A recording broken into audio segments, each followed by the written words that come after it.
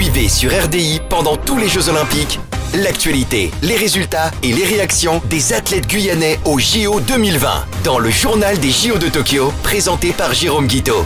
Du lundi au dimanche sur 105.1 tous les jours à partir de 11h et sur notre chaîne YouTube RDI avec les soutiens de nos athlètes de Guyane, la collectivité territoriale de Guyane, Sport 2000, Yoplait Guyane, frais et local, tous les atouts pour gagner et Coca-Cola, la boisson olympique depuis plus de 100 ans. RDI, premier sur le sport.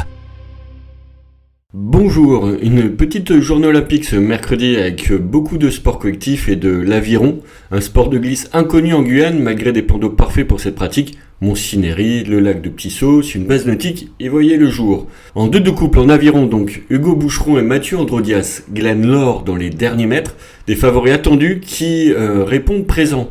Tout le contraire de l'immense star de la gymnastique Simone Biles, la plus grande gymnaste de l'histoire, 19 titres mondiaux, 4 titres olympiques à Rio, la championne qui venait de repousser les limites physiques avec son Yurchenko en double salto arrière absolument viral sur la toile, a craqué mentalement. C'est un coup de théâtre à Tokyo, Simone Biles se retire du concours par équipe mais aussi du concours général individuel. Elle évoque des démons intérieurs à vaincre et met en lumière les impacts mentaux du sport de haut niveau, après le retrait de Naomi Osaka à Roland-Garros ou les sorties des basketteurs américains tels Kevin Love ou Demar DeRozan. Ulrich Ribéry, le caïnais du chemin Saint-Antoine, 7 fois champion du monde et une fois médaille d'or aux Jeux de Pékin à l'épée, n'a pas retouché son arme depuis sa fin de carrière en 2016. Il parle de ce sujet jusque-là tabou et de sa vie de champion qui ne lui manque pas, même les émotions fortes. Les émotions, oui, non, pas, que je sais ce qu'il y a derrière. Je sais ce qu'il y a derrière, en fait. Les efforts. Je sais le package, c'est qu'on les voit. Ouais, c'est ça aussi. C'est qu'on voit la personne qui gagne, mais je sais ce qu'il y a derrière tous les efforts, le stress, la compétition, dans quel état on est.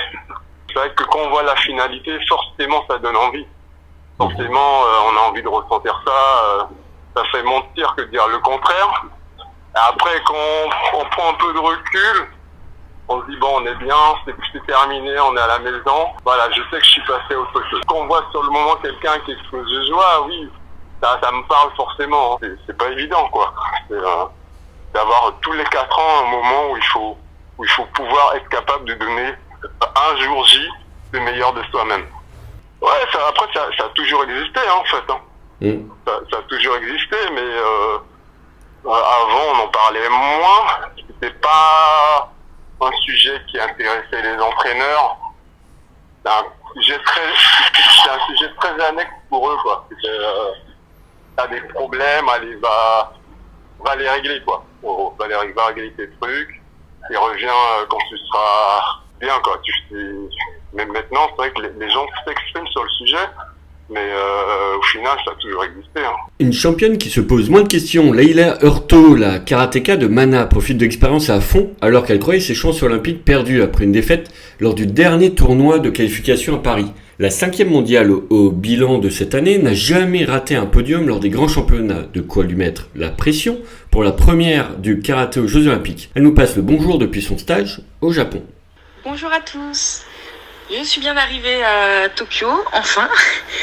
Ça fait vraiment plaisir. On a eu un très long trajet. Nous sommes arrivés et c'est juste génial. Les Japonais sont très accueillants. Ils se plient en 4 pour nous aider. Pour l'instant, nous sommes arrêtés à Niigata, donc en pré-camp, avant de rejoindre le village. On rejoindra le village le 3 août.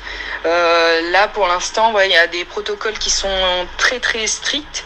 On ne peut pas voir la population japonaise. On a rencontré le maire de Niigata ainsi que quelques personnes d'un collège. Donc on était dans le bus, on les a vus à travers la vitre, mais c'était génial. Ils ont fait un petit spectacle.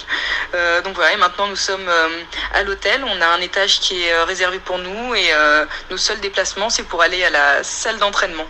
Depuis le début de ma carrière Je suis effectivement abonnée au podium. Je suis 3 fois championne du monde, 2 fois championne d'Europe, 18 fois championne de France. Donc ça fait beaucoup de médailles. Là, on n'avait qu'une seule chance de participer aux Jeux Olympiques. J'y suis. Maintenant, l'objectif, c'est la médaille pour vraiment rentrer dans l'histoire. C'est la médaille et la médaille d'or de préférence. Parce que voilà, on n'est que 10 dans le monde dans ma catégorie à participer.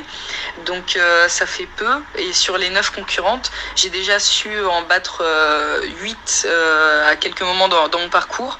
Donc la 9e, je l'ai pas encore rencontrée, c'est pour ça. Mais voilà, si je suis bien mentalement, il y a des grosses chances de médaille, dont la médaille d'or. Donc effectivement, c'est celle que je vise. À noter que pour nous, sa journée commence à 22h le 5 août. D'ici là, le programme s'alourdit aujourd'hui et demain. À 23h37 précisément ce soir, le 100 mètres nage libre homme donnera son verdict. À partir de 7h du matin, Mehdi Metella et Steven Aimable seront dans les séries du 100 mètres papillon. À 9h30, Béatrice Edwige et l'équipe de France de handball affrontent la Suède. Un match qu'il ne faut absolument pas perdre. Bonne chance à nos athlètes. Kono Asirito en japonais. À demain. Actualité, résultats et réactions des athlètes guyanais aux Jeux Olympiques 2020 sur RDI. C'était le journal des JO de Tokyo, présenté par Jérôme Guiteau. Du lundi au dimanche sur 105.1, tous les jours à partir de 11h. Et sur notre chaîne YouTube RDI. Avec les soutiens de nos athlètes de Guyane, la collectivité territoriale de Guyane, Sport 2000, Yoplait Guyane, frais et local, tous les atouts pour gagner. Et Coca-Cola, la boisson olympique depuis plus de 100 ans. RDI, premier sur le sport.